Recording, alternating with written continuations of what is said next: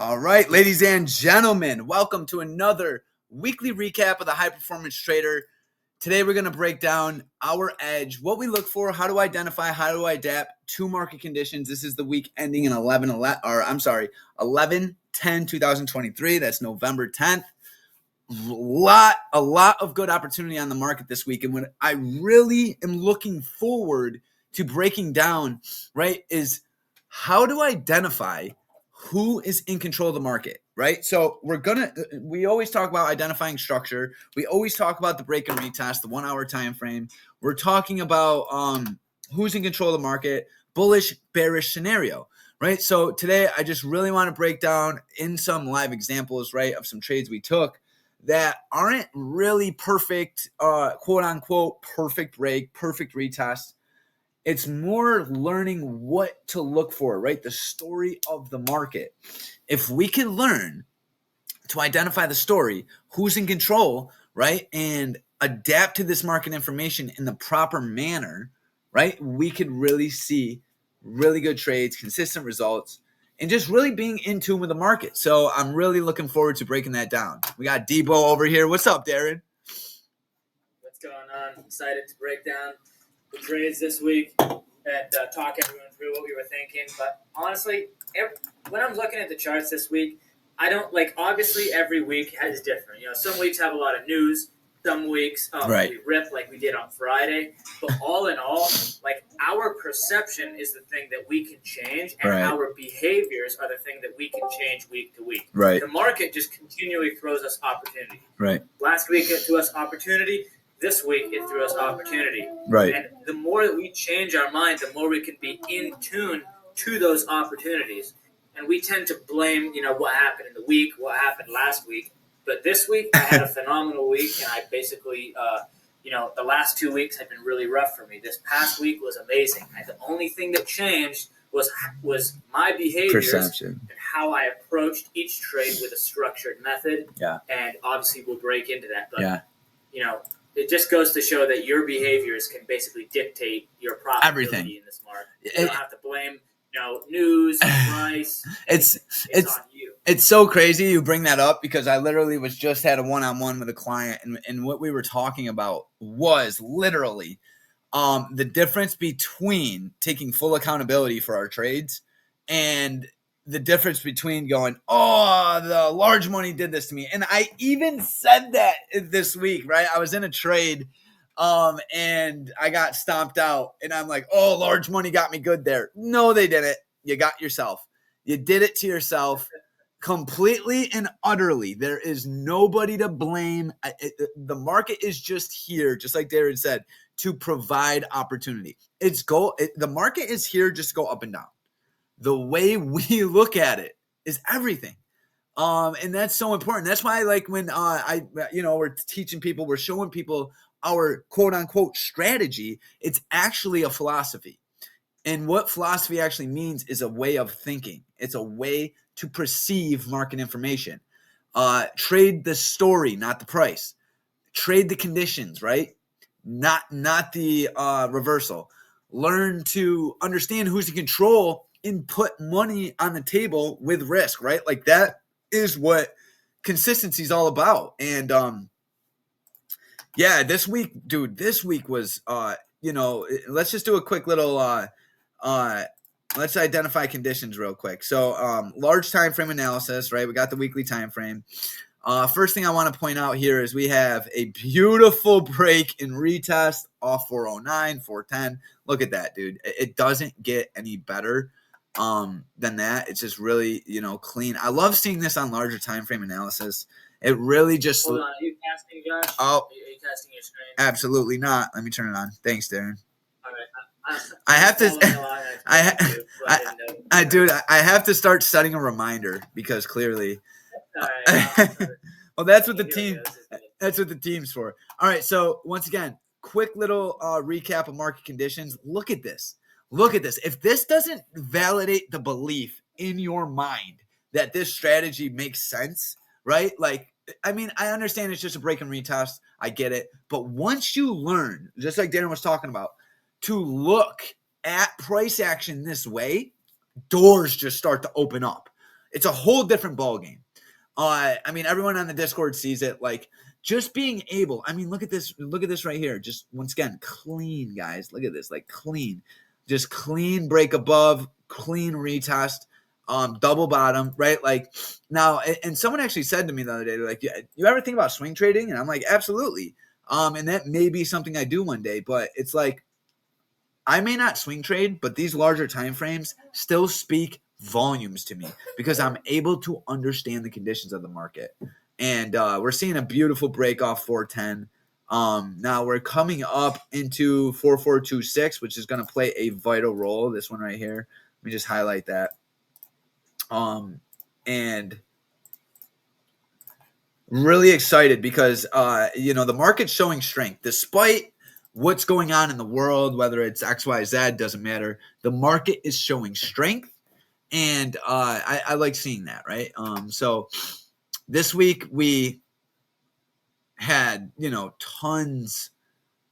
I mean, look at these gap ups, man. Even last week as well. I mean, dude, we're making moves, man. We're making moves. Buyers are holding, and it's Josh, just. do you want to talk about the main changes that we made from last week? Yes, thank you. Talking about like moving our stop, just like a broad view of how basically what we did and how that affected this week. Yeah, absolutely. Thanks, Aaron. Yeah, so last week we had a webinar, and our goal, and what we were talking about in that webinar is taking profits, right? And our objective as day traders, right, is obviously to make money, right? So there's a fine line in between taking profits on emotion, taking profits on structure, when to pay yourself, when not to. And this is something I feel every trader needs to go through and figure out on their own. So me and Darren were talking last week, and our goal going into this week was to adjust the option price as we got into trades, right? So basically, let me just show you how that would have worked for you. Just a quick little visualization. Hold on one second. Let me pick. So say last week or on Friday, you decided some calls on Friday. Yeah. Probably. So say you decided to take some calls on Friday. Let me break down. Okay. So on the right here, or actually here, I'm going to put the option chart on the right.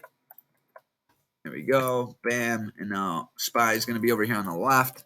So basically, me and Darren ran into an issue where we were holding trades for way too long and giving back a lot of profits, because we'd be up 70, 60, 80, 90%.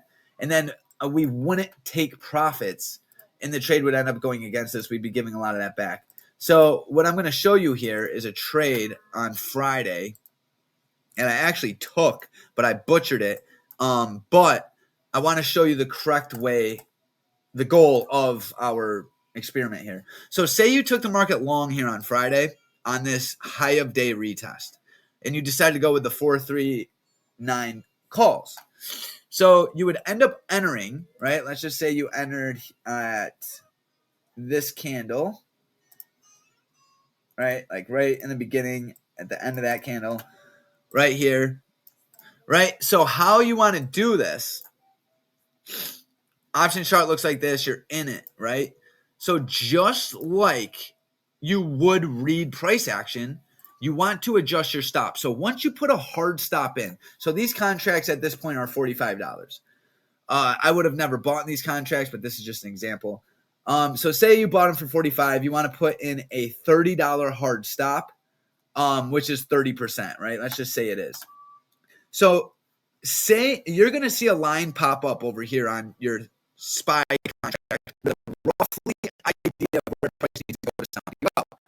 So it's probably going to be way down here. Now, the way this strategy works is we don't need to hold on to this trade way down here. So 30% does not make sense in this scenario. In reality, I only will hold to open print, right? That's kind of where I'm willing to go. So I'm going to bump my stop probably up to $38 a contract, right? And say that pops up right below open print. Cool.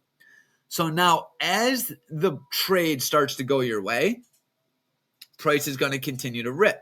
Now there's a couple ways to do this, right? But the way I like to do it is now you pull your hard stop up, right? Now you have to give it some breathing room because obviously time decay is going to play a factor. It's going to be a variable in your premium price. So you need to give it some place to breathe. But what this does, what me and Darren found out, is this decreases the anxiety you have while trading like no other. Because now you're not worried about, losing money on this trade. You are now locking in. Let's see real quick. You just locked in on this first initial move. Say you got in at 44. You are now up 30%, 29%, no matter what. Right? So no matter what, I'm going to make my risk reward that I predetermined on this trade. Right? And now your audio is a little bit choppy, Josh. Is it? I don't know if something changed, but it's a little choppy. I'm not sure if you guys are hearing that. Can you not hear? No, it's good. You were cutting in and out for a second. There, you're back. Okay, let me know if that happens again. Yeah, so basically, what we're going for here is to lock in profits, right? Because if you're not, Oh my God. can't hear me? All right, hold on. Sounds like Calvin. Okay, how about now? Good now. It's Good? now. All right, we're on default settings. Okay, let me know if that happens again. All right, so once again, what we're doing here is just locking in profits, right? Because we found we kept giving too much back, right? We kept taking trades that would rip and then end up going against us, right? So that's kind of the idea of what we're doing, and it's been working extremely well. Obviously, Friday was a phenomenal day to do this. You could have just continuously bumped up your stop. And now, once again, this is going to decrease a lot of anxiety for you because instead of going, oh, I'm up 150%, I'm just going to take it, right? You're actually trading the strategy exactly how you're supposed to. So, you're trading based on market conditions. You're trading on the structure of the market. You're not trading, you're not just taking profits emotionally. You're locking in the bag, right? And this is going to really help you. I mean, if you did this Friday properly, you literally could have captured the whole move. So that was what we talked about last week, and it worked very well for me, Darren. Darren, how did it do for you? Yeah, dude, this week was amazing, and the main thing that it did for me was allowed me to think about my risk to reward. So let's say per contract I'm risking $15, and for a 1 to 3 risk to reward ratio, whatever, it's $45. Right. So that's where I'm gonna if my profit gets up to $45 per contract, that's the 1 to 3 risk to reward ratio. That's gonna bring me to profitability. So I need to think about either trimming my profit there or moving my stop up. Because I identified conditions correctly. I got in the trade. I hit my 1 to 3 risk to reward. I have to somehow reward myself. I can't just give all that back with greed in mind, hoping that it can move further. Like it did, the trade did everything I wanted to hit my target. I got to reward myself. So at that point, I'm moving my stop up to a 1 to 2 risk to reward. So if it knifes against me, at least I made 1 to 2. Right. And then if it moves up, then I'm locking in a 1 to 3 risk to reward. Yeah. And then once I'm above a 1 to 3 risk to reward, then I can really let it run. And that's exactly what happened on Friday. Right. I initially moved up my stop.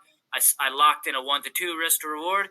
Then I locked in a 1 to 3. And then I just put my take profit way up. Yeah. And I just let that shit run. And I slowly moved up my stop. I mean, I got out too early, but still captured a phenomenal move. Still, yeah.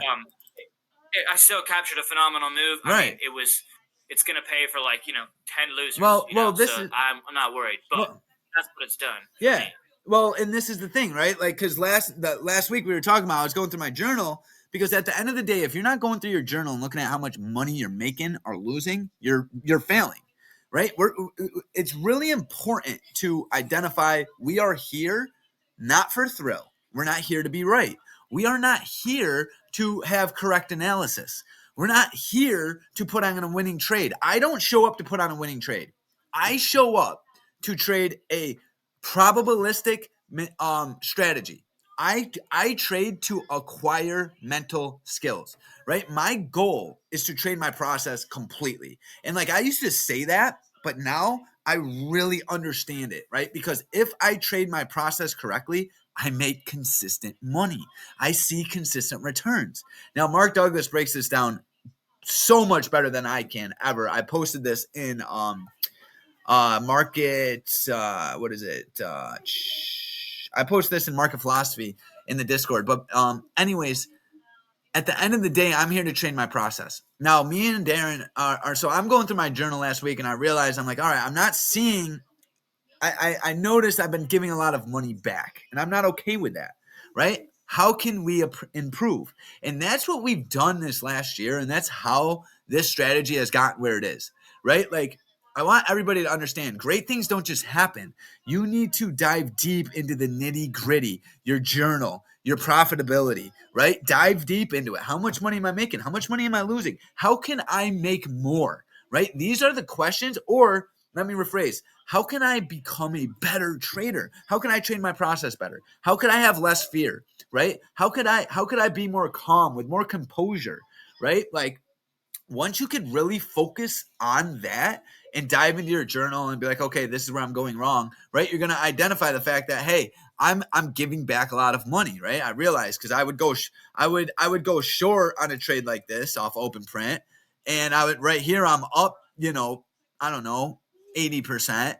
And then price rallies all the way back up here, and I'm going, oh, it's still bearish. So I'm staying in, right? And then I end up giving back 60, 70%. That's not okay. That's unacceptable, right? So how we tackled that this week, right? Because we cannot, no way ever be giving back that much money, right? And there's a fine line there, right? Like there's a fine line. When do I actually get out of the trade? Do I use moving average? Do I use structure? Do I do it like X, Y, Z? So this is how we decided we're going to go forward, and it's been working phenomenal. It really has. I mean, you keep pulling it up. You keep pulling it up. Yeah. Obviously, Friday was like a picture perfect example. But I mean, I did this on Wednesday. I've done it every day of the week, and I have found. Do I get stomped out too early sometimes? Yeah. Is that going to happen? Absolutely. But do I have a way more structured approach to the market? Absolutely. Am I here for the long term? Right, Darren, what'd you say about validating the long-term beliefs? Oh yeah, that's the most important part of the whole philosophy that we, the reason we did it. Yeah. Is if you can commit to just small wins every single day, that's a better commitment to the long term, because if you're just making 200%, 200% every single day, that's easy, like anybody can show up again to the market if the day before they made 200%, but can you show up and make 20%, 20%, 20%, and it just looks like, doesn't look like anything crazy, but that is consistency. Right. And then, one day out of the week you make 100, 200%. Right. And it basically solidifies your commitment to the long term. Right. You don't need to have 3x, 2x trades. No. You can have a 20% winner and then come back the next day. Yeah. 100%. That was the most important thing for me, mentally. Well, it gets us away from that thrill. Right? We're not here to have a thrilling day. I'm not here to have a thrilling day. I just want to make money in a consistent fashion. That's it. You know what I'm saying? It's like no matter what, I just want to train my process, and I just want to be able to show up to the market not for the thrill. And it's crazy, like, not to spend that much more time on it, but I used to show up every single day for the thrill. And, it took me a while to realize that. But in realizing that really helped me be like, am I here because I'm excited or I just want to feel good? Or am I here to actually make consistent profits? So,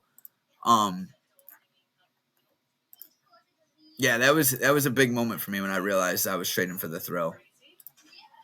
But all right, so let's break into some trade examples, right? So Monday, I want to break down. Monday's a really good example. Hold on, ready? Monday's a really good example of how to trade a supply zone or a previous day high or a Any sort of area you're looking for sellers? Oh, hold on. I was looking at Tuesday. Wait, hold on. Okay. So yeah, Monday was right there. we've been seeing a lot of difference between QQQ and SPY. Like a lot. And that's okay. You know what I mean? Going back, like we're gonna need to be able to understand and identify, when to put on trades, when not to. Do I want to trade this, right? Do I want to wait? Do I need to, once again, going back to that thrill, right? We don't need to put on trades, right? We really don't. Only thing we need to do is is show up and trade the process. So this was Monday. I didn't do that much trading on this day. Darren, what did your day look like? Mm-hmm. So I made some trades on QQQ. And basically, if you zoom into the 2-minute, you can see.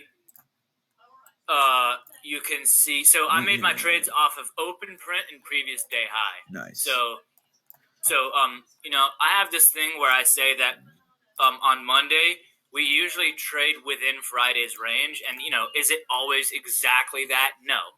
However, if it looks like we're failing to break above Friday's high, then basically that confirms, okay, we're probably going to trade within Friday's high. Now I'm looking for a play off of Friday's high to play towards Friday's lows, right? Yeah. And that's what I did on QQQ. Honestly, afterwards, when I went back and looked at it, I saw this little wedge forming, and basically the wedge, finished at like 11:30. Yeah. On the 2-minute. Yeah. Confused. Here we go. Yep. Right here. Right there. So yeah. So like 11:30, we got a wedge, and then we broke out of that wedge, and then we came and retested it. So right. No, it ended at 1:22 or whatever. You can. Yeah. Sorry, 11:22. I fucked that up. It's okay. And so we came back and retested that, and that happened to be Friday's highs right there. Like you can see that yellow thing, previous day high. Bam. Yes. So that's not even where I got into the trade. Right. I got into the trade when we broke below open print, which was also pre-market low on SPY, I believe. Yeah. Because you know how I do the thing on with pre-market low. Yeah. On Monday. Yeah. Where is this? I'm trying to pull this up on SPY too. Hold up. I'm trying to pull it up on SPY. Right here.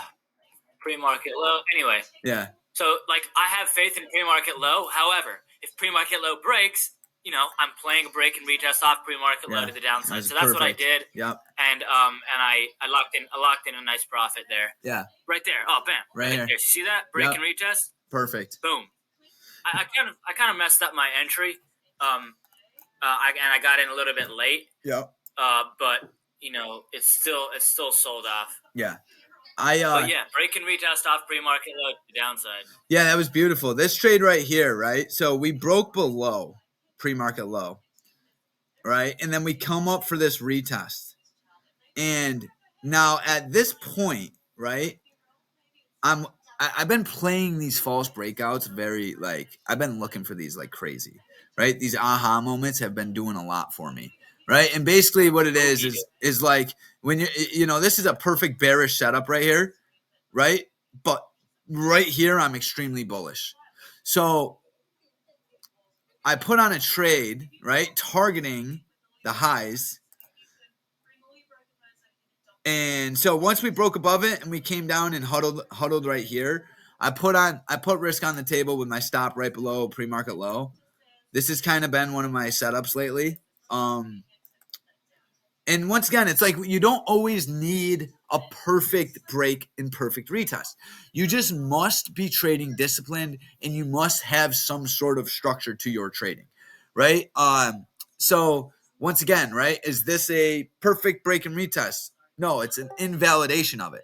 So my goal was to trade with buyers with this false breakout, and I was able to catch a quick move up to the highs, and actually ended up getting stomped out once we broke right here, and then we came down for that retest. And now Darren, just like we were talking about, bumping up that stop locked in a winner instead of having a loser on this day. You know what I'm saying? Like, this is what I want to talk about, guys, because not every day is going to be perfect.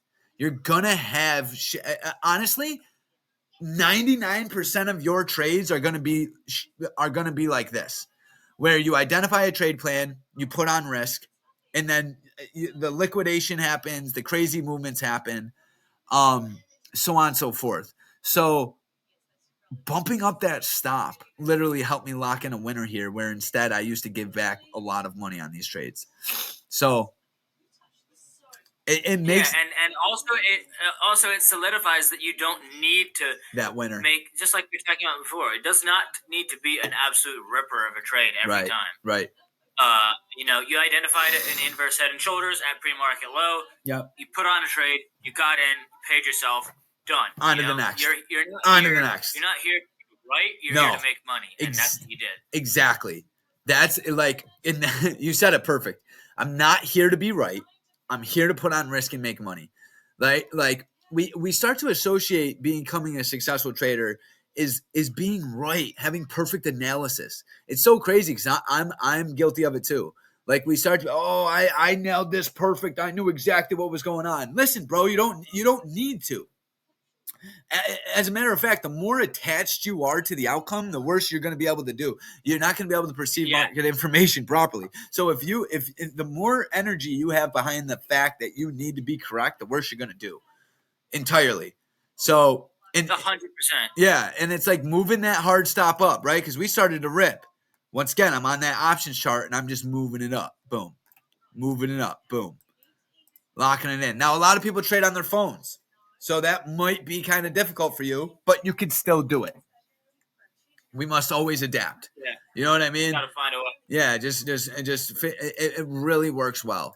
And then I think the more that you trust the probabilities, the less you're gonna let a winning trade define you. Right. If you trust the probabilities fully and completely, you're not gonna put on a winning trade and think, man, I got the best analysis of the game. You're gonna be like, no, like, I win, 30% of the time. Yeah. And this is what I do. Yep. You're not gonna let yourself be defined by winners, and just the same way, you're not gonna let yourself be defined by your losses. Exactly. That's when the ego comes into play, and we all know how it goes. Yeah, and once again, just being aware of that. I missed that wedge, Darren. That was beautiful. So let me ask you. Actually, Rob called that out. Yeah. I think Rob called that out, and I saw that, and that helped me. Yeah. And know what's really cool, though, is like, even with that wedge, you could always identify structure.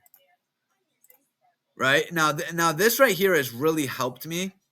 This is why I was able to take this long, is structure. Because as we're breaking, I need to see structure holding. I always look at it, right? If I was in this short, where would I stop out? Where would I get out? Where would I X, Y, Z, right? So if I'm in this short, boom, I'm either looking to add here or profit take. That's it. And now the reason that is because what happens anytime you're at a critical level, you got to remember there's a lot of volume here, being pre-market low. There's a lot of volume here. So you're going to see these fake outs. You're going to see these okie dokes, and that's fine. We just need to be able to see them. I got caught in an okie doke on Monday. With my stop in, I literally lost 12%. 12%. That's it, right? Because if I'm going for this trade, and we'll end up breaking it down, I got my stop at a place where I know if it hits, this thing's got a high probability of reversing. So once again, in my mind, I'm going, hey, I'm pretty short right here. 90% short, bearish. Bam, right here, I'm 90% bullish. Let's go. So just always weighing those multiple options is just like, that's my goal every day. It's just understanding who's in control. Oh man, this day was so good. Tuesday. Oh my Lord. So Tuesday, I took a trade off open print, and it was just phenomenal. Now, what I absolutely loved about this was just and most good trades is the simplicity. Now, it was a little challenging because you can see here, previous day high got invalidated, right? We're gapping up.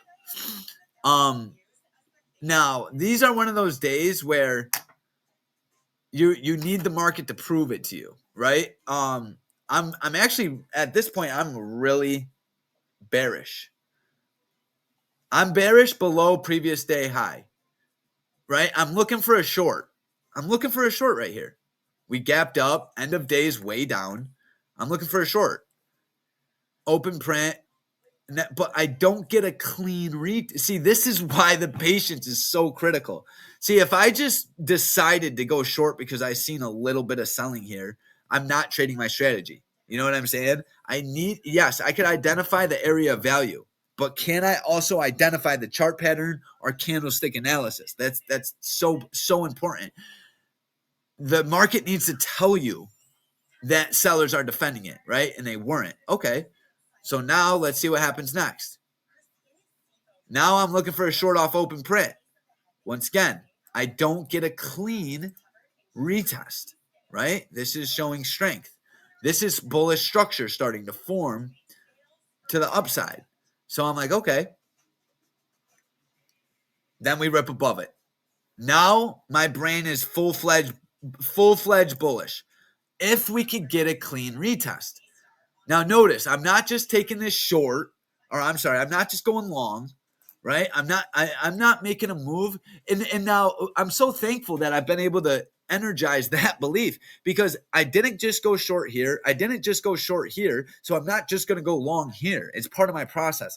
I want to see the story, whether that's a retest, whether that's a chart pattern, doesn't matter.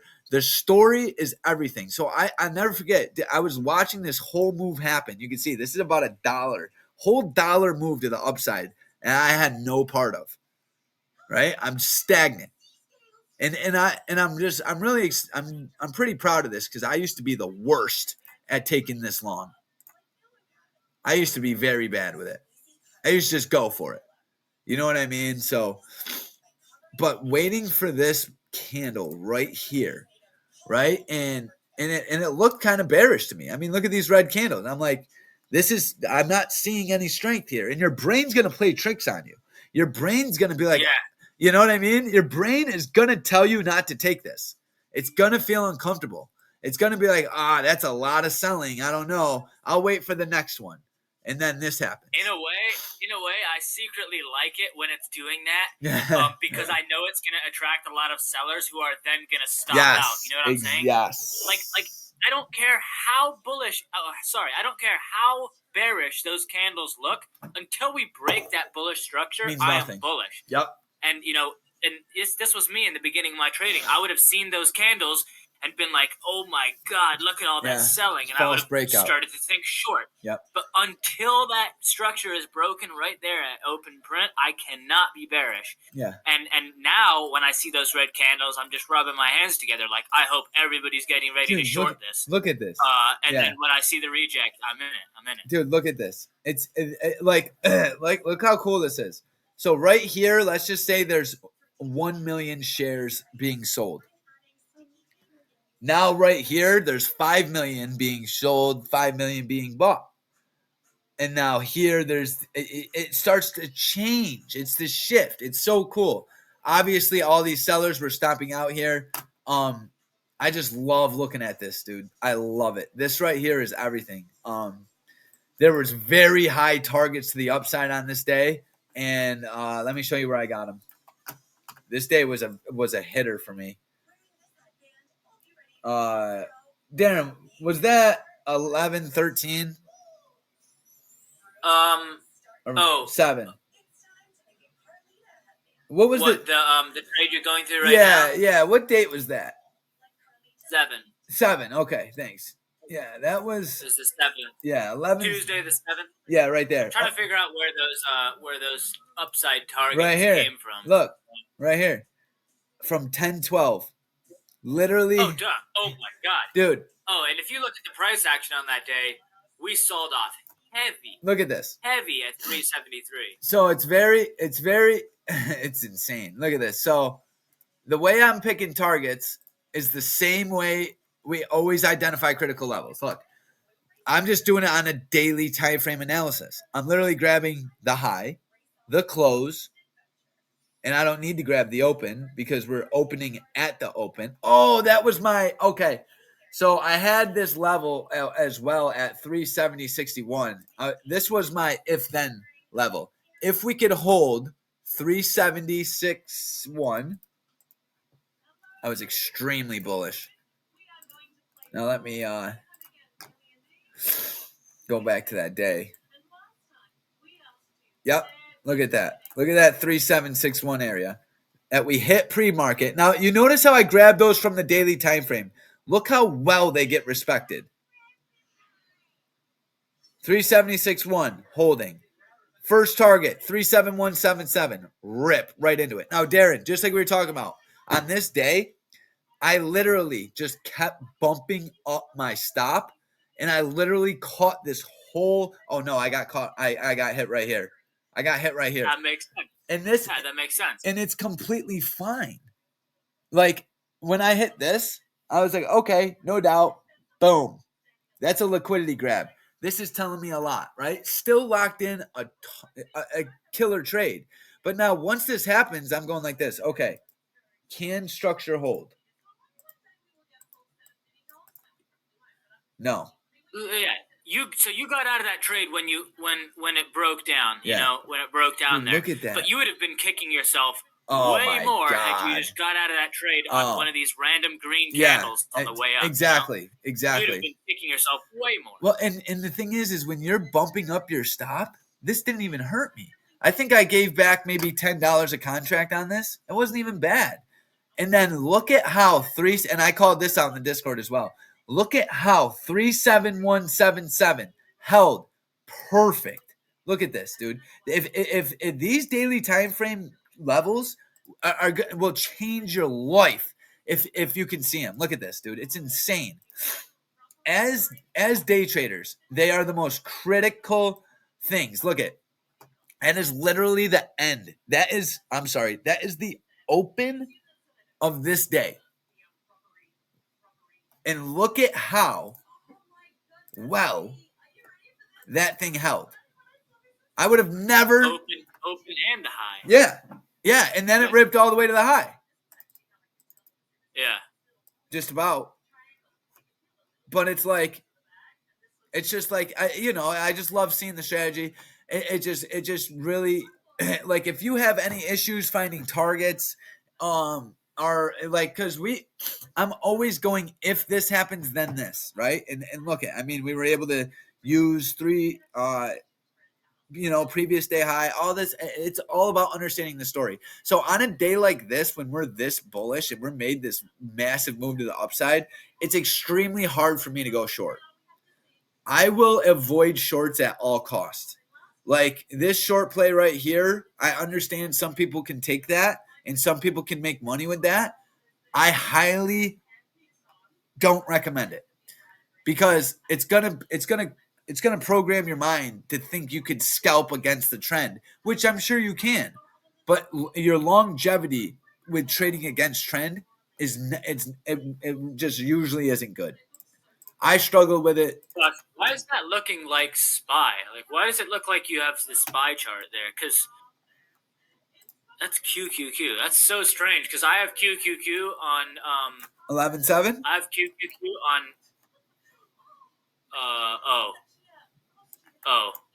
Sorry, I was on the wrong. I was on completely the wrong day. My bad. Never mind. Oh, good.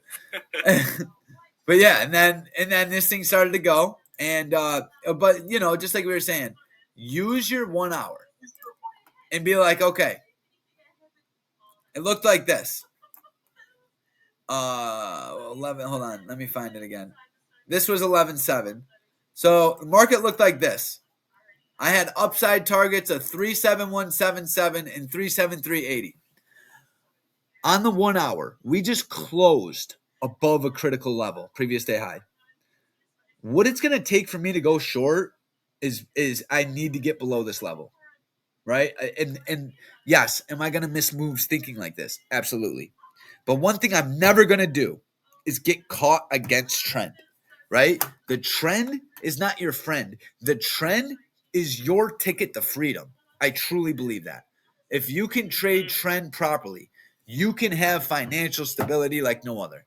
Because most traders can't, because most traders have this ego where they tie their success quotes with being correct. So yeah, really good day. Really good day right there. And then that same level, look at, we didn't hit it that day, but we literally hit it the next. Look at this. That 370.80. Let me show you again where I got that. Just from the tip of this candle. And then that was one of the levels that when we held above Friday, it only made sense to go to 376.43. Then it only made sense to go to 378.34. And look, it literally tagged this daily time. Like it hit it perfect. My goal is to burn this into every trader's mind. If you can learn to go imbalance to imbalance, critical level to critical level, you're just going to have so much more awareness of the direction of the market. It's not going to make sense to go short to you. So, and we all make mistakes, right? I made mistakes Friday. It happens. But, I'm just really trying to, just really stress that to you guys. So the next day, we ripped right into it. I had a really good short play this day. Hold on. I love this day. This day made a lot of sense to me. Wednesday? Yeah. And I made my trades on Qs. Okay. So. But yeah, we can go. So I hit SPY. Let me show you real quick. So SPY, really cool play. Previous day high. Gave us this beautiful move where we opened. And open print was very close to it. So anytime this happens, I just look at there's no correct one to look at. You just kind of got to look, see which one gets defended. I didn't take this long because that level right above it at 438 was the same level QQQ had off 373. And then price ripped, started to reject it. Once again, look at the structure, bullish structure, right? This is how I play every morning. I love it too. We got bullish structure here at 43792. We got supply at 438. Bullish structure formed. Bullish structure invalidated. So now I am going, okay, supply zone has been respected. Let's see if we could get below open print, our previous day high. Boom. Rip into it. Come up for a retest. At this point, I'm willing to put on risk. Boom. Even better, the break and retest off open print. Boom. Perfect. Or off previous day high. I love those trades. Those are my all-time favorite trades. Is when a critical level gets respected and then invalidated. Like, let's just look at it real quick. Wednesday, right here. Look at this. With the gap up, it only made sense. Right? Because anytime we get a gap up, I'm going, okay, how can we fill this? How can we fill this? Rip below. Fill it. Come up for the retest. In it. Short play, stop above. Didn't get the move I wanted to. So I took that short here. Caught the move, bumped my stop loss down and got kicked. Right. I think on this candle. But once again, still caught a beautiful move over 30%. Didn't make a trade for the rest of the day. Yeah. Like, that's fine. Yeah. Oh, no. I caught this trade. Go ahead, Darren. That's not. You had a banger. Yeah, right here. So if you look at QQQ, I guess you have it on the right here. Yeah. You can kind of see we have highs on QQQ, then we have your I got all them all from the previous day, but you have them right there. You have the levels 373.80. Yep. 371.77. Yep. And then 370.7. So those were the 3 levels created the day before. All of them. Yep. 1, 2, 3. So if I saw weakness at the top one, I'm going for the middle one. Yes. If I see the middle one not hold, I'm going for the lower one. Yes. And also, the way that we ran into this supply on QQQ and could not break above it, I mean, we did it on both. Yeah. But the way that we ran into that really made me want to play with those sellers if they showed up. So if you look on QQQ, you see how we retested high of day and then failed? Yeah. I took that trade. So I literally entered shorts before I saw confirmation, but my stop was so small. Yeah. I was risking like less than $12 per contract, and I just set that short. And I think I was super busy, so I was just like walking away. At that point, I had my hard stop in, and I come back and I see, and we're all the way down at that level. I bumped my stop up for 1 to 3 risk to reward. I walked away and I booked the profit just like that. Yeah. It was really effortless. But the reason I took it is because it failed. I wanted to see sellers there, and I was very willing to enter this because my risk was so small. Right. Extremely small. Yeah. Right around high of day. Well, so then I got that short, and then I got that next short off of 372, and I also bumped up profits there. Did we hit our target all the way to? At least I had my target at 370.44, and we missed it. Yeah. But at that point, I had moved my stop up, and I locked in like 1 to 3 again. So they weren't massive trades, but I identified a zone, and I identified that zone weakness at that zone, and then we broke it. I'm in the trade, and I rewarded myself with the profits. So in the next one I want to talk about, right, is when this happened. So I wanted to hop in short so bad here, right? Because I felt like I missed it, right? So let's break down this psychology real quick. I take this trade short, right, and make like 30%. Okay. And then it continues to sell. So in my mind, I'm going, shit, I left money on the table, right? Then this happens. Boom. Now I want to enter so bad. It's so funny how the mind works.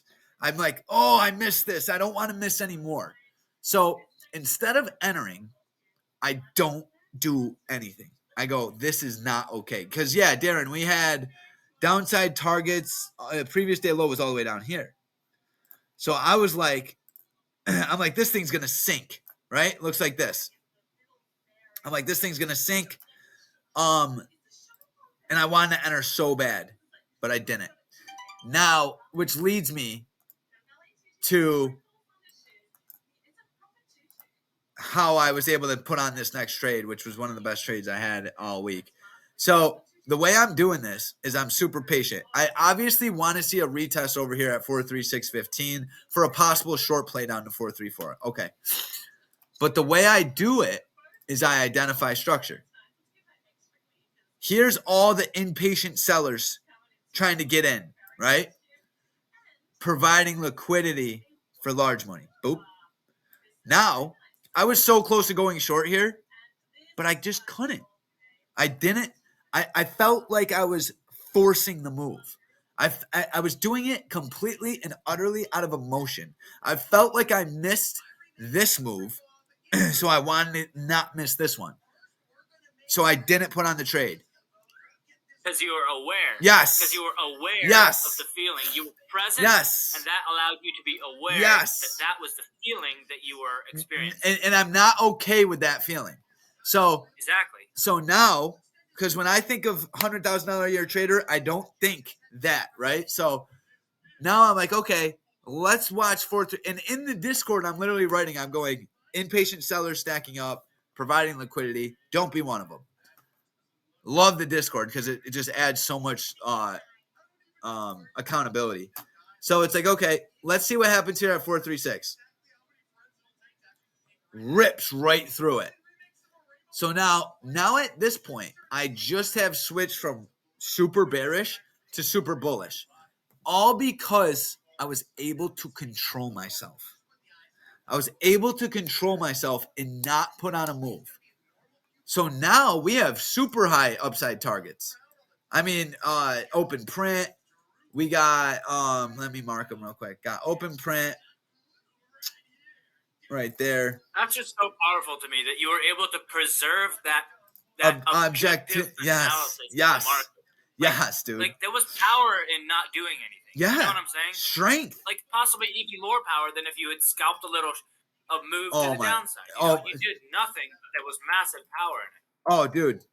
I used to take these quick scalps and think I was a good trader, and realize sooner or later you get caught in traps.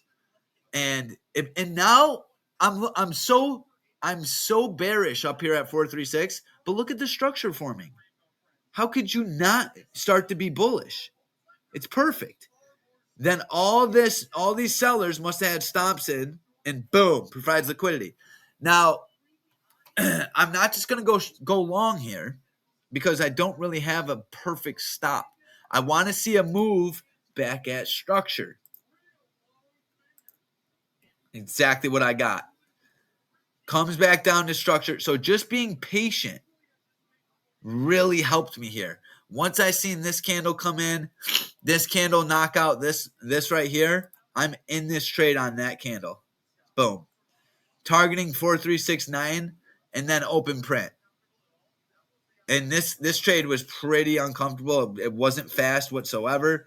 It was rather slow, but it paid over 100. This was a slam dunk trade. I just kept bumping up my stop.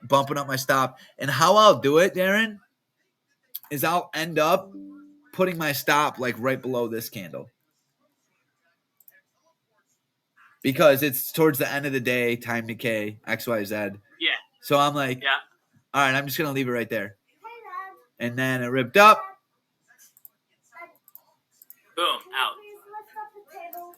Yeah. And then that was it. And once again.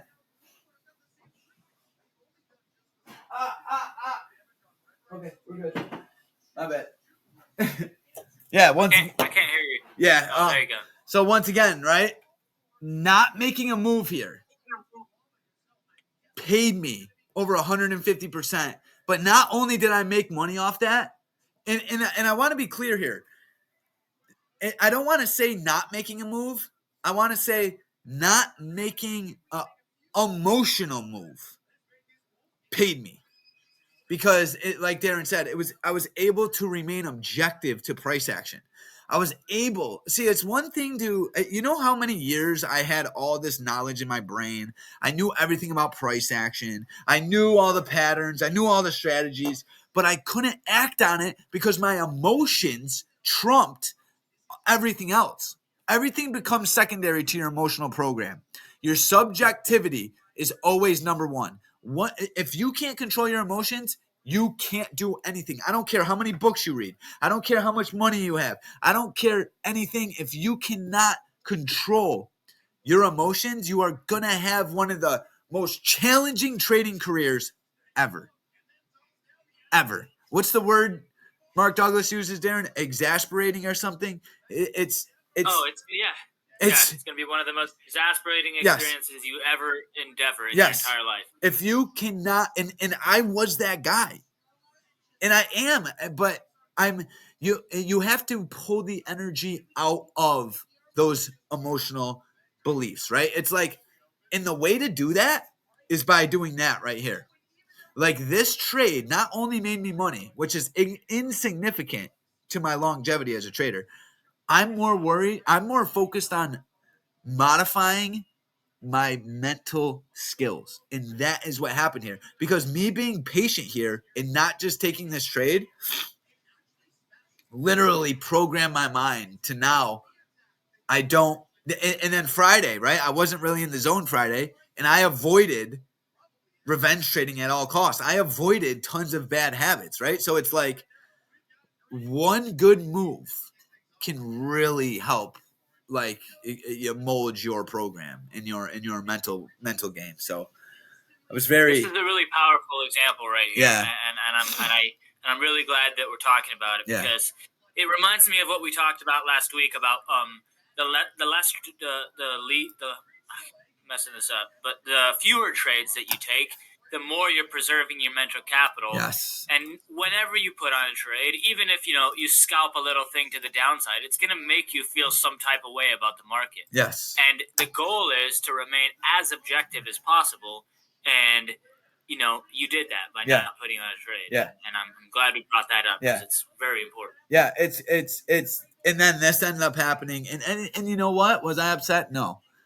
Because holding through all this, just like Darren said, would have literally molded my brain in a negative way, right? It's like our relationship with the market must only be our process, right? It must be anything can happen, right?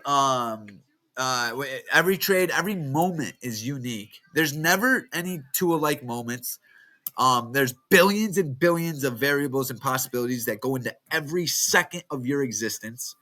So it's like the market's no different. It's completely unique, and it's our job to remain in that moment. So, yeah, that was you know what I just thought of? And I've never really thought about this before. But let's say you held through that, Yeah. And you stopped out right there around 372 at the bottom of that thing right there, at the bottom of that little pullback. You'd have attached negative emotions to that price action around there. Yeah. Now, fast forward to tomorrow. Yeah. Or the next day. Yeah. Where price retested that level. If you had negative emotions attached to that price level, chances are you would have fucked up that trade the next day. 100%. Yes. I've never really thought about that before, but I really believe that that emotion, you can attach emotions to certain price levels, and if you attach good emotions, you're going to make good decisions the next day at that level. I don't know if that's just some nonsense that I just conjured up in my brain, but no, it's from money. what I know about Joe Dispenza's book and attaching energy to different circumstances, I think that could be a thing. Well, it's like your frequency is what you frequently see. If you approach the market and you're negative or you don't like that, especially, you're 100% right, Darren. If end of day screwed me at this level, right, I'm going to automatically experience fear, anxiety, separateness from that level, right? And that level is going to next day though, even you can go to sleep. Yeah.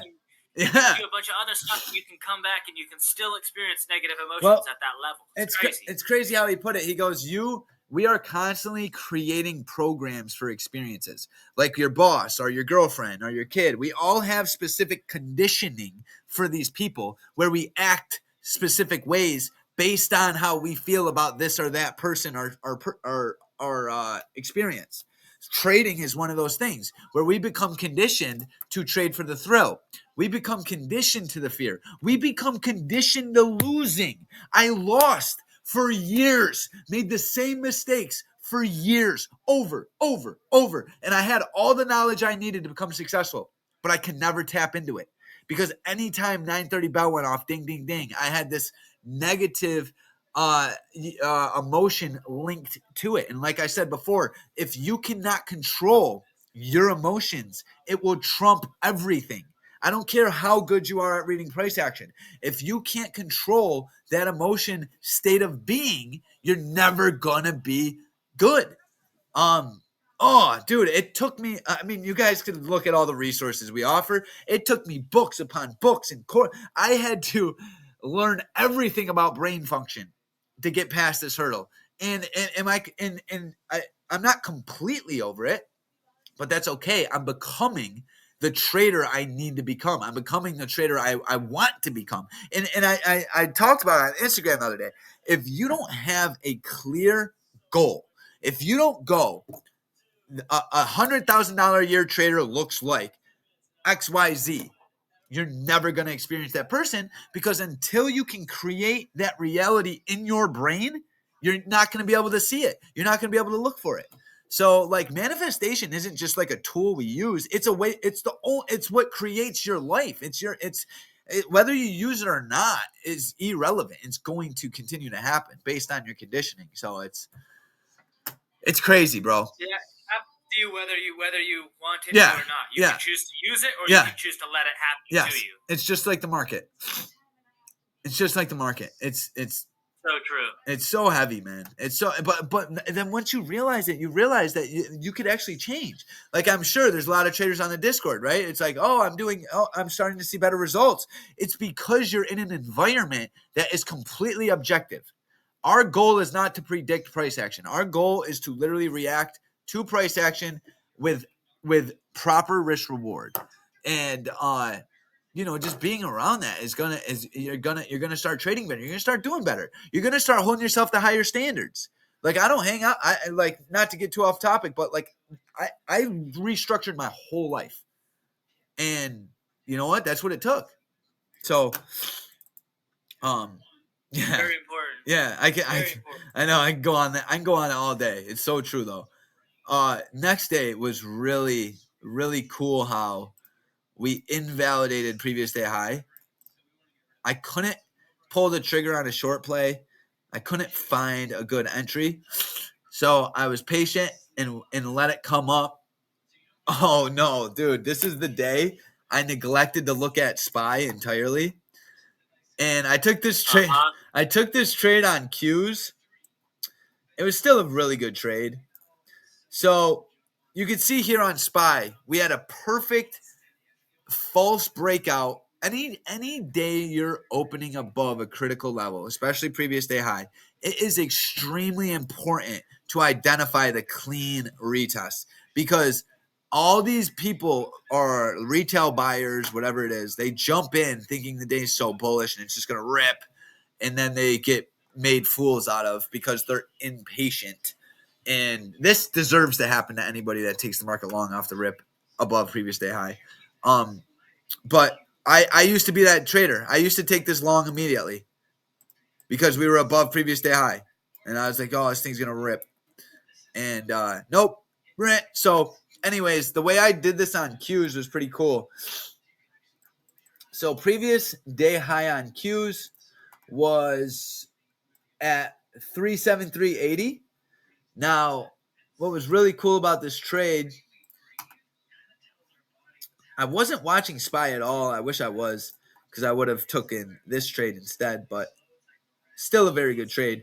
We ripped above previous day high, and we ripped above open print, which once again is very bullish. Right here, I'm very bullish. I almost went long right here. Very close. But it happened very quickly, and I didn't chase it. And then it ripped, came down, came up for a clean retest, and I took this one short. And it was a really, really good trade. Happened quickly, brought the stop down, and got stopped down on that candle. So I was able to lock in a really good move in a really quick short time frame. But if you look at SPY, you can see SPY had this perfect previous day high rejection, and then held support, or I'm sorry, held structure really well all the way into this 367 436 level. So I think I made a short. I messed this up, and that was it. I fell for. I did my trade on SPY. I was impatient. I took this trade short at 9.42 on SPY, and got stopped out when we retested previous day high. I just wasn't patient. Straight up, I was just acting out of thrill. I was just acting out of FOMO, I guess. Yeah. And so I stopped out, whatever. Then when we had this break and retest around the 437 even. Yeah. Hold on. Short. You got to move a little bit. Just scroll to the right. Right. 4-3. Hold on. My bad. I lost a day. That's it. You're on it. You're right here. Just zoom to the morning part. Bam. So that little break and retest right there. Yep. Bam. Right there. That's where I took the market short at 10.16. And, I was targeting, what was I targeting? 353. 435, sorry. Yeah. I was targeting that. I moved my stop up, and it was a small loss. And actually, I didn't trade for the rest of the day because we had news and whatnot. Yeah. But That was my trade, and basically lesson learned.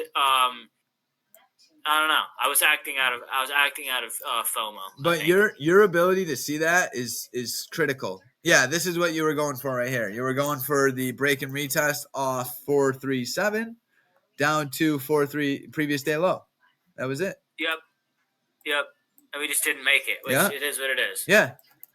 And that's, dude, once again, not every trade's this glamorous, beautiful hit. And then this crazy thing happened. And then I actually made a pretty dumb trade towards the end of the day here. But yeah, this is when Powell spoke and just ripped everyone's guts out. Yeah. But this man Powell needs to take it easy. Yeah. Well, once again. Oh, it is actually the fake out. No, they had news was posted at 2. Yeah, and it was at 1. News was posted at 2, and I was chilling, and then all of a sudden I seen this, and, well, I was trying to figure out what was going on. It still said 2, right? Yeah, but there was at this time right here, there was some treasury bond news that tanked the market. This so it wasn't even Powell. I mean, I don't think so. Because news came out about some interest rate being changed on the treasury bonds. And so I don't think this was Powell, but it could have been because it did add a lot of volume to the market. Oh, he went crazy. Yeah. I mean, he's got to make his money somehow, you know what I'm saying? Oh, 100%. 100%. If he needs to release news an hour early, he'll do it. Yeah, all that liquidity. Oh, 100%. Yeah. He crushed it. He did, dude. You know what? And man is almost undefeated. I'm not even mad at him. I'm really not, bro. He's an animal. You know what I mean? He started an Instagram the other day. I seen the Fed now has an Instagram. I just seen him pop up on my reel. I'm like, there's no way this man has an Instagram right Powell? Now. That's wild. Yeah, dude. He actually has an Instagram. That's wild, bro. I think it's just another manipulation tactic, but it is what it is. Yeah, 100%. Listen, dude, and this is the thing. Someone's going to follow it and listen to it. Yeah, exactly. And it just is what it is. It's like, okay, I it's not going to be me, but somebody will. Well, so there's going to be nobody on HPT, I can tell you that much. No, absolutely not. Absolutely not. I mean, it's sad, bro. So many people really think that there's an edge. Well, we talked about this before, Darren, isn't it? It's so much easier to take advice from somebody else or direction so that you don't have to blame yourself when it goes wrong, right? Exactly. Isn't that that's what it is? It's like deflecting responsibility off of yourself to somebody else. Oh, yeah. Oh, I screwed this trade up because X, Y, Z. Or it's easier for me to follow Powell, right, than it is to follow my trade plan, because if it goes wrong, I could blame Powell. Yep. It's and that goes back to what we were talking about this morning in the beginning with the journaling. Trading's not going to be easy. It's a game not only against sharks like Powell and big money, but against yourself. And it's just very important that you are, and you're not going to know, like, I could sit here and be like, oh, I'm impatient. Dude, you don't know what you're bad at because your brain doesn't identify it. Like, you may think you battle with impatience, but it could be ego. It could be arrogance. It could be like you don't know where you fail until you dive into your journal. Like, I used to think, oh, I'm just impatient trader. I'll just figure it out. And then realized I wasn't impatient. I was addicted to the thrill. I used to be a pretty serious gambler. Listen, I'll be dead honest. I was extremely, and still am, conditioned to enjoy the excitement trading gives me. Now, that's fine until it affects your process. So until you can dive into your journal, like truthfully, and go, okay, did I take this trade for process or for thrill? Did I take this trade because I just got stomped out of a trade, and if I reverse my position, I could feel better quickly. Like, did I take this trade to feel good, or it's it's so crazy because I see it in myself and I see where I'm doing it, and it's like that level of awareness, that level of consciousness will bring you to a state of like where you can actually start to change those behaviors. Like I just remember being like, oh, I got to develop more patience. It doesn't just come like in the middle of the night. You need to earn that. You know what I mean? And you earn that through journaling and raising awareness. But yeah, that's my little rant. It's just so important. Nah, that's one of the biggest things I use my journal for is like writing down why specifically I took a trade and then thinking, what excuses did I come up with the first time around about why I took that trade, you know? An example was, okay, so here's what happened. You know how I was just giving that example on Thursday on SPY where I missed that short and I got stopped out? Then I went long, targeting previous day high. Yeah. And the reasoning was because in my pre-market plan, I had drawn a little arrow, a little retracement arrow up to previous day high. And then I had, even though the whole conditions was bearish and the trend was going down, I had drawn a little arrow going up. And I was like, oh, I'll just scalp a little move to the upside because my pre-market plan had a little arrow going to the upside. So I was trying to make myself feel better that, this is part of my pre-market plan. Yeah. Like, I planned for this. Oh, wow. Good one. No. That was a good one. I was like, no. Yeah. That's trading against conditions. Like, it might have been a line on your chart, but that's not your strategy at all. And basically, that was my mind, telling me or justifying some neurotic behavior. Yeah. And I wrote that down on my journal, and I figured out, that's what heavy. I was trying to do. That's heavy. But this is the thing, Darren. You identifying that is the difference between massive success and not. You know what I mean? Like, there's not many traders that can do that. There's not many people that can accept when they're wrong. It's not human because we're brought up in a society where everything's meant to be right. You got to do right. I know that. No, of course I know that. I'm smart. I'm intelligent. You don't know shit. You don't know anything about yourself. And like the more you can realize that, the better. Friday is a perfect example. I butchered Friday, butchered it. And I'm gonna break down why. But one thing I didn't do is make myself vulnerable and overtrade and get hurt. Right? I took 3 trades.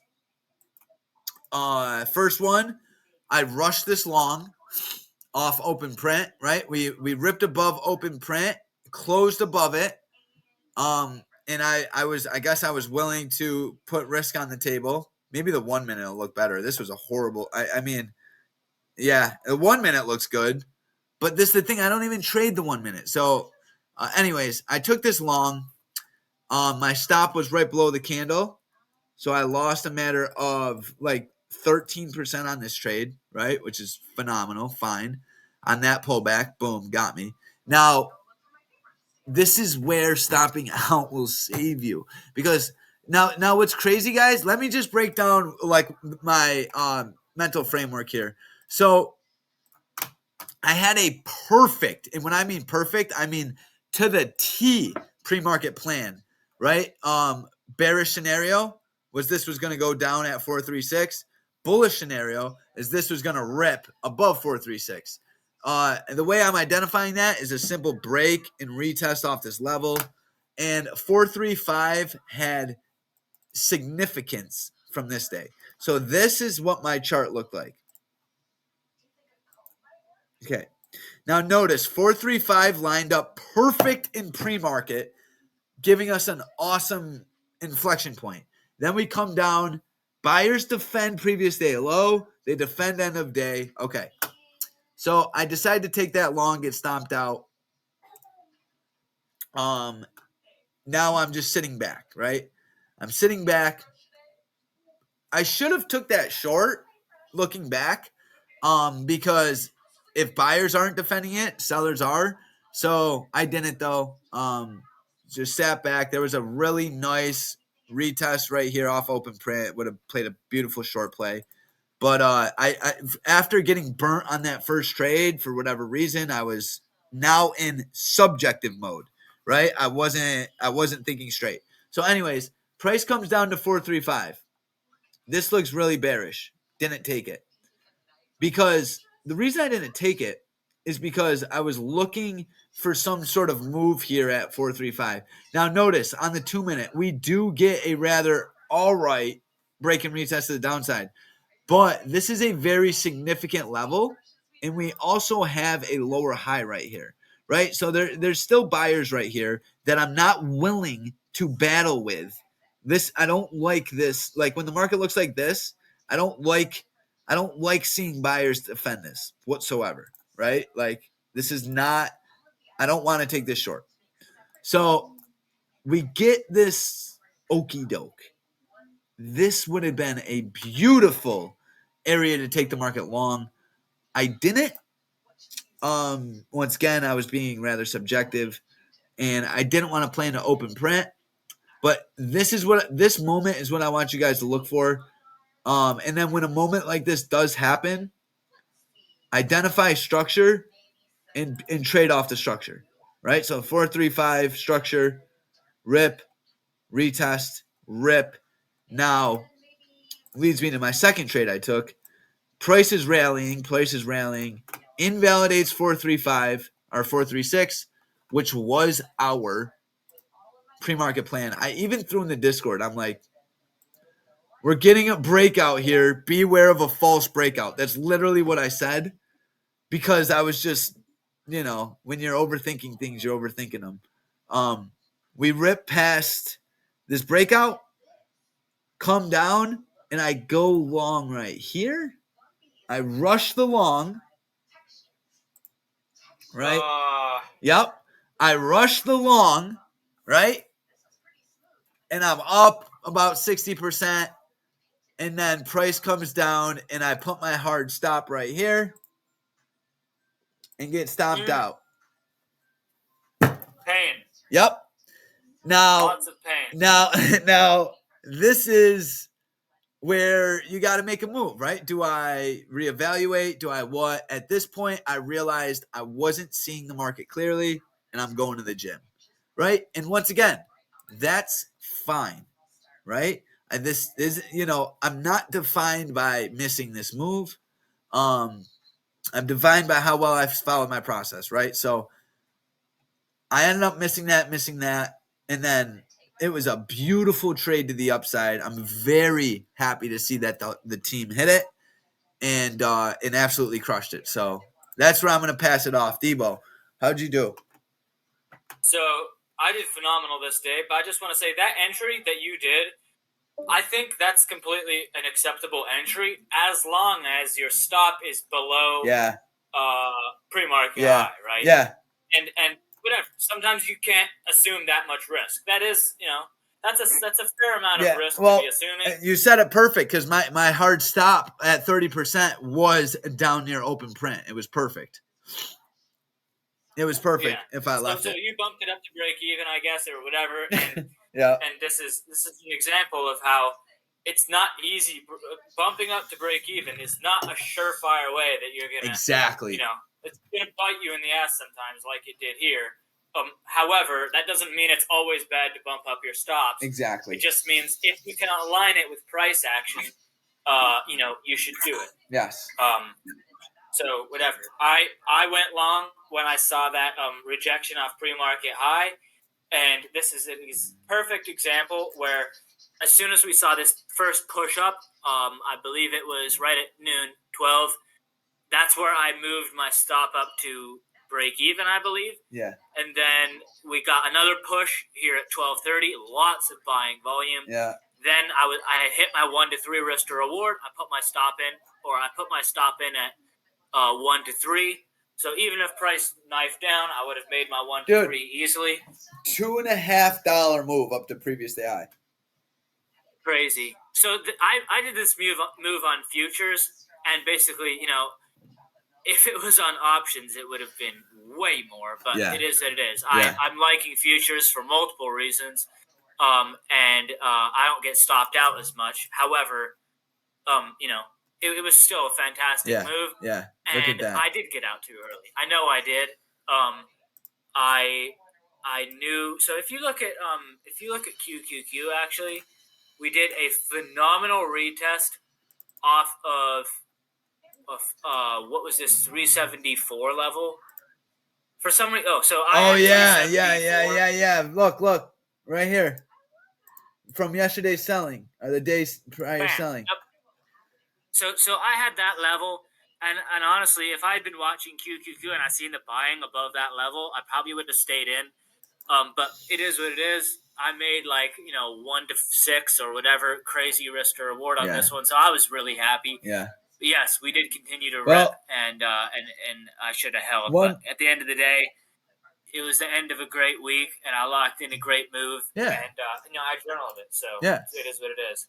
Another thing I want to point out here, which I screwed up very badly, because then that's you know what I love about this trade, Darren, is the simplicity behind it. You were patient. You identified your edge clearly. I mean, look at that candle. But I felt like I'd missed the move. If I'm being honest, I was like, damn, I guess I'm getting in this. I can't not get in. It was too perfect. But at the same time, I was like, look at all this buying that's already happened, and look, that mentality doesn't get you anywhere. Well, this move is maybe 10% of the whole move that happened. Yeah. Look at that. So I know exactly how you feel. I mean, I danced in between this and this and kind of butchered this. More importantly, I took a loss of a very small win, and then I made the mistake of trading. I went for this short here at Q's. I haven't done this in a long time, but it doesn't justify it. So what I was looking at here, right here. So I took this short when we ripped into previous day high, right? Check this out. Now, oh man, you're gonna laugh at this, and I'm honestly glad this happened. So I identified previous day high, and then I identified structure breaking in this retest. So I took this short, and my first target was that level you were talking about, Darren, and it ripped into it. And at this point, I'm up 37%, and I didn't take profits. Now, I want to talk about that because, Josh, why were you able to lock in profits on this trade fast, but not this trade? And now let's talk about that, because on this trade, not locking in profits, quote unquote, cost me money. It screwed me, right? Now, which it didn't. I screwed myself by rushing the entry. Now, this trade, I'm like, okay, I'm not locking in profits. And then I instead ended up stopping out on one of these candles. So it's like, be aware of, don't change your process. If you're gonna take profits on every trade. Don't pick and choose, right? Don't do it on this trade and then do it on this trade. No. If you have a process, right? Obviously everything's different. Where I screwed up on this trade is I didn't earn the bump up yet. You know what I'm saying, Darren? I didn't earn the bump up yet. You have to earn the bump up on your profit taking. You know what I mean? The break even. Yes. The break even stop. Yes. You need to earn that by not this on the 2 minute, right? This doesn't qualify, especially when you never even got a retest that open. So I just wanted to break those down. That's it. Once again, didn't get hurt. And as long as you can continue to trade every day, I mean, look at this. This was crazy. As long as you can continue to trade every day, you don't get hurt, you're going to do fine. So that pretty much wraps it up for me. Great week. all in all, phenomenal. Discord's getting big, guys. We're getting a lot of people. I appreciate everybody's involvement. And, you know, a lot of us here are original. We've been here a while. And I really am looking to you guys to continue to follow your process. Be good examples for everybody, because this is what is going to push you. One of the main reasons I started doing as well as I am as a trader is because this team and the accountability within it. So I'm really looking to everybody just to continue to push themselves and just really hone in on your process and work on it. And if you have any questions, do not hesitate to ask me or Darren. We will literally message you at any time of the day. Like if you have anything you want to talk about going through, it doesn't matter, right? My goal, Grade reviews, anything. My goal is to build this team as strong as possible. So with that being said, just message doesn't matter. So that pretty much keep putting in that work. I see everyone showing up, and and the interaction is absolutely awesome. I love to see it. This is the accountability that we want and we need, and everything. This team is amazing. I love it, and I know it's helping you guys too. So shout out to everyone who continually shows up to the meetings. Yeah. And we're gonna crush this next week. Yeah. There's a lot of lessons in this recap too. I felt it was a really good one. Yeah, absolutely. So with that being said, guys, have a phenomenal week. I will see you guys Monday.